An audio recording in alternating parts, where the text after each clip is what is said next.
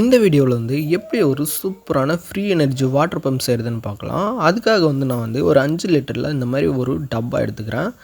அந்த டப்பாவில் மேலே ஒரு ஓட்டையும் கீழே ஒரு ஓட்டையும் போட்டுக்கிறேன். எதுக்குன்னு பார்த்தீங்கன்னா, கீழே வந்து தண்ணியை ஓப்பன் பண்ணி விட்றதுக்காக ஒரு பைப் ஃபிட் பண்ணணும். ஸோ அதுக்காக கீழே ஒரு ஓட்டை, மேலே வந்து வெளியே இருக்க தண்ணி வந்து உள்ளே வரதுக்காக ஒரு ஓட்டை போட்டுக்கிறேன். இப்போ வந்து இந்த ஓட்டையில் மேலே ஒரு பைப்பும் கீழே ஒரு பைப்பும் ஃபிட் பண்ணிட்டேன். கீழே வந்து கேட் வால் போட்டு வச்சுருக்கேன்.